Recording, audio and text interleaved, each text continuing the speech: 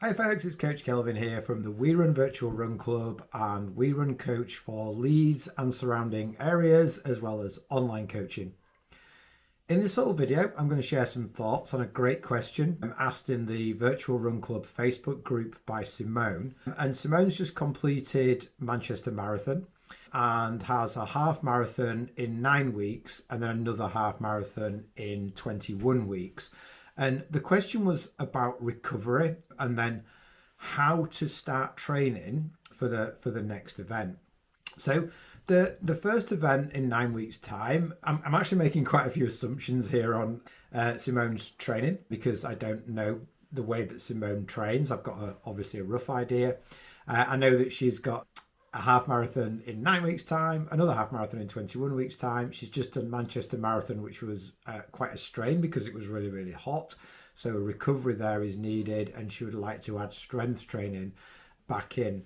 So I've kind of presumed a little bit that the first half marathon is a bit more of a B race, and the second half marathon is going to be an A race. So I've actually popped a bit of a rough out of a suggestion for Simone's training. And I'll pop that in the comments below as an image so that you can take a look at that. And what I like to start with first is the things that we do know and then work around that. And all of a sudden, things can suddenly start to make a little bit more sense because we know that a half marathon's going to need, so we know that the marathon's going to need a recovery. We know the first half marathon's going to need a taper and a recovery. And we know that the second half marathon is going to need a specific phase of training, a taper and a recovery. So all of a sudden we can start to sort of map out what training might look like. Now, this is very individual. So as I said, it is a bit of a just kind of like, a suggestion or an example of what training might look like.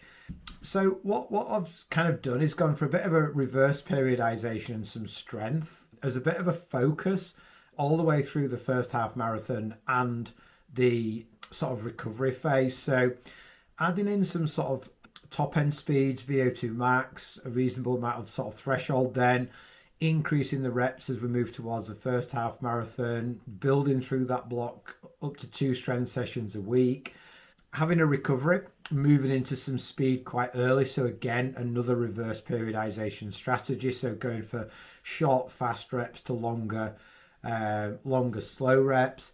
Bringing back in the strength, but easing the strength off as Simone comes into the sort of peak phase for the half marathon that's 21 weeks away. I'm just sort of roughed out a logical build of VO2 max, threshold and tempo, with also an idea of that sort of long run duration. And some of those long runs are just easy long runs, and some of those long runs do have some intensity in there to prepare Simone in the best way possible for the half marathon that's 21 weeks away.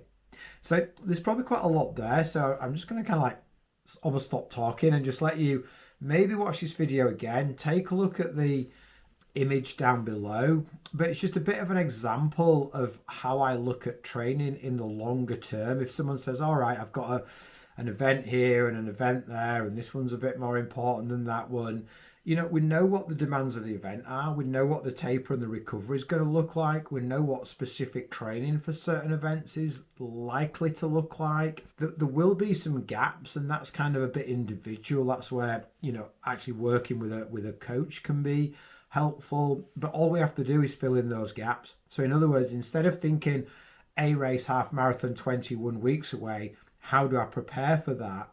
There's bits in there that we already know. So I write those in first, and then it's a matter of building the gaps almost with our best guess to start off with, and then rolling into that and seeing how training goes. Because we should always remember that, the runner shouldn't follow the training plan. The training plan should follow the runner, if that makes some sort of sense. So if you've got any questions, please pop them in the comments below. And for now, happy running.